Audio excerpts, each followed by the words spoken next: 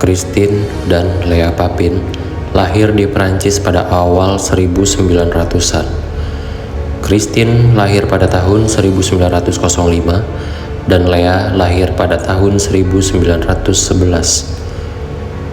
Mereka memiliki masa kecil yang sangat bermasalah, terutama dari ayah mereka. Gustave Papin adalah seorang pecandu alkohol yang kasar, dan ibunya yang dianggap tidak bermoral, rendah, dan tidak cocok untuk menjadi ibu. Pada saat itu Clemence melahirkan anak pertamanya yang diberi nama Emilia, lahir pada tahun 1901. 2 tahun setelah kelahiran Emilia, Gustave berencana bekerja di kota lain dan mengajak keluarganya pindah. Tapi si Clemence ini menolak, bahkan dia mengancam akan bunuh diri jika dia pindah dari kota tersebut. Namun hal ini kemudian menimbulkan kecurigaannya si Gustave, yang sejak awal si Gustave ini memang curiga bahwa Clemence ini memang benar-benar selingkuh sama bosnya sendiri. Tetapi kemudian akhirnya pasangan ini benar-benar pindah. Ya mau gak mau mereka harus pindah. Namun setelah pindah, hubungan mereka itu bukannya malah membaik, malah makin memburuk, malah makin tidak harmonis. Dan si Gustave ini bahkan sempat melecehkan anak pertamanya itu, yaitu Emilia. Dan akhirnya sampai terdengar oleh Clemence. Dan si Emilia ini pun akhirnya dibawa ke panti asuhan dan menjadi biarawati.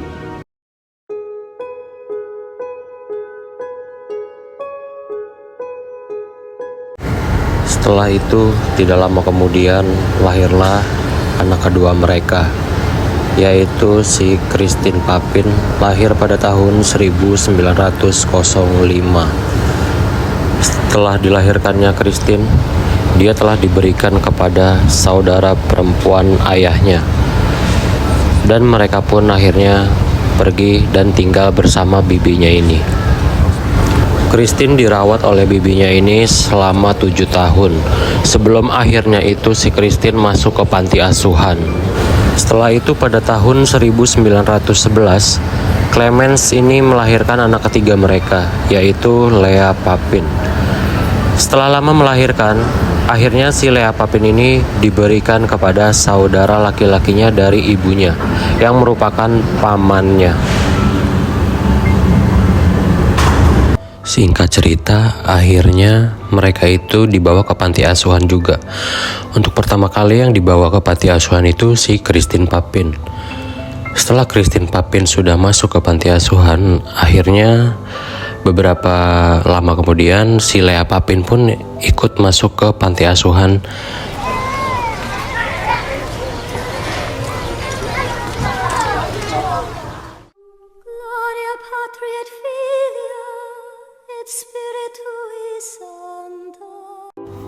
Mereka tinggal di panti asuhan yang sama.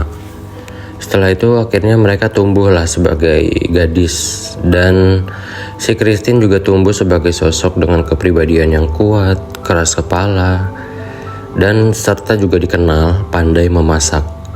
Dan sementara si Lea itu lebih pemalu, tertutup, dan apa yang dilakukan oleh si Christine ini dia menurut aja. Selama di panti asuhan, keduanya ini tidak dapat dipisahkan. Padahal saat bersama pun keduanya sebenarnya juga jarang banget buat ngobrol.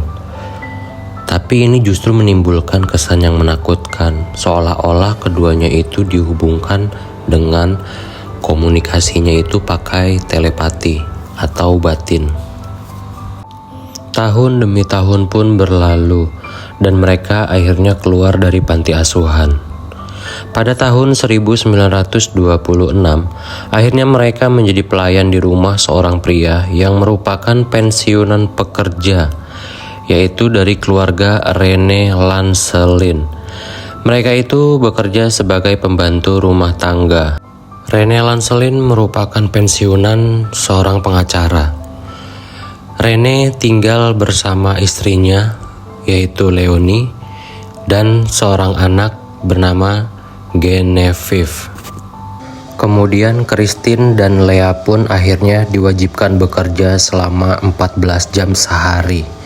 Bayangkan, selama sehari dia bekerja selama 14 jam dan hanya mendapatkan libur di akhir pekan saja. Hal ini cukup umum buat pembantu di masa itu. Baik Christine maupun Lea, keduanya nampak tak keberatan. Mereka bekerja dengan kerendahan hati dan rasa hormat mereka. Christine dan Lea juga tak pernah menunjukkan minat terhadap dunia luar. Bahkan mereka hanya menghabiskan waktu berdua saja. Tahun demi tahun pun berlalu tanpa adanya insiden. Tetapi Leonie adalah majikan yang sangat memperhatikan kebersihan dan sangat detail.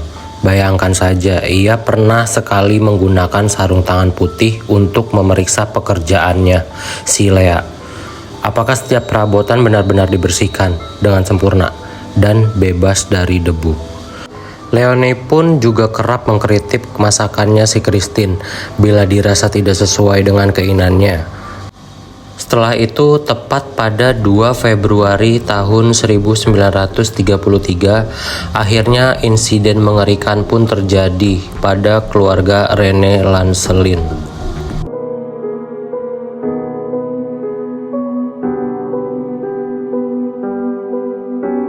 Setelah itu, Leonie dan putrinya tiba di rumah sekitar pukul 5.30 sore setelah berbelanja. Mereka mendapati rumah dalam keadaan gelap.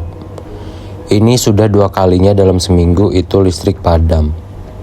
Rupanya setrika yang digunakan oleh Christine saat bekerja mengalami kerusakan hingga setrika itu meledak. Tapi anehnya, setrika tersebut sebenarnya baru saja diperbaiki.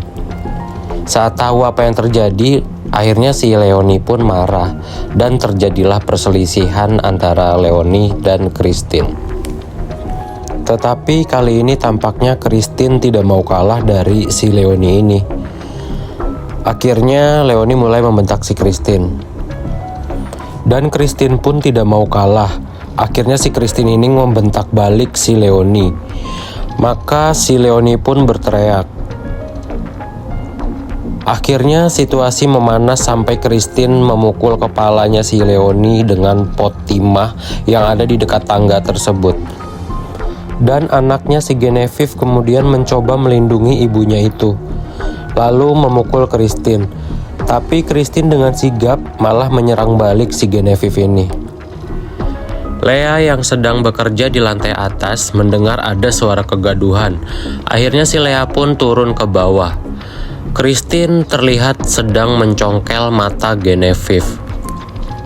Akhirnya Lea pun ikut bergabung bersama si Christine dan si Lea diperintahkan untuk mencongkel matanya si Leonie. Anehnya si Lea tanpa membantah sedikit pun, dia melakukan persis apa yang diminta sama si Christine.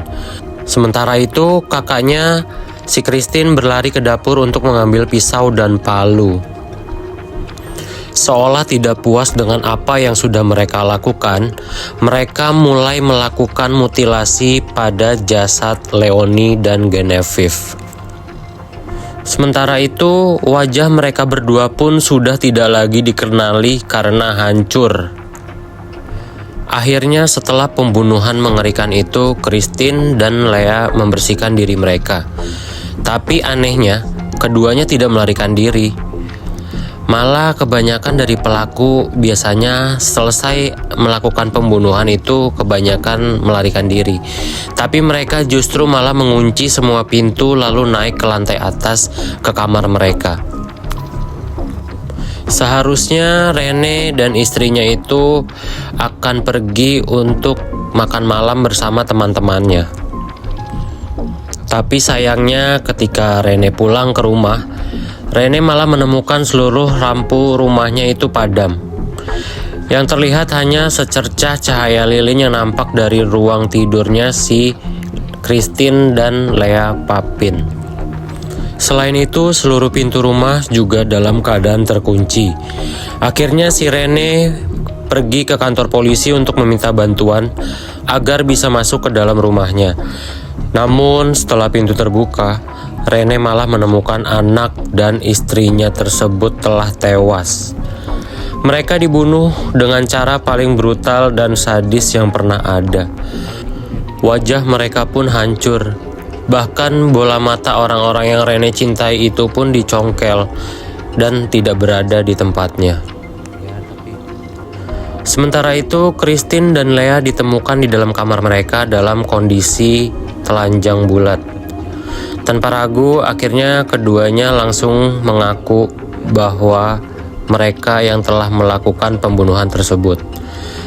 Dengan sangat tenang, tanpa sedikit rasa penyesalan di wajah mereka, akhirnya polisi mengumpulkan bukti alat pembunuhan berupa pisau, palu, dan panci timah.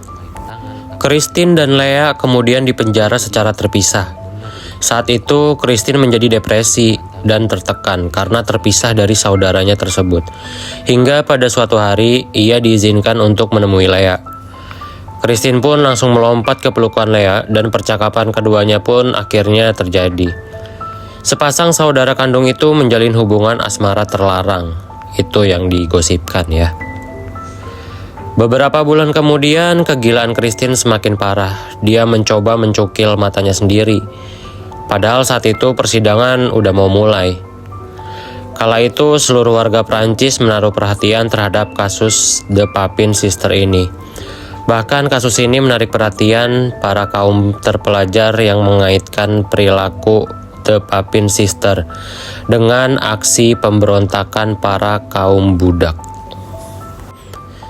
Akhirnya semua orang pun berkumpul di ruang sidang pada tahun 1933. Akhirnya hakim memutuskan bahwa Christine adalah dalang dibalik pembunuhan tersebut. Dan untuk si Lea, dia hanyalah kaki tangannya saja. Meski kesehatan mental mereka menjadi pertimbangan hakim, akhirnya pengadilan telah memvonis untuk Christine itu hukuman penjara seumur hidup, sedangkan si Lea telah mendapat pertimbangan karena si Lea hanyalah kaki tangan dari kakaknya tersebut.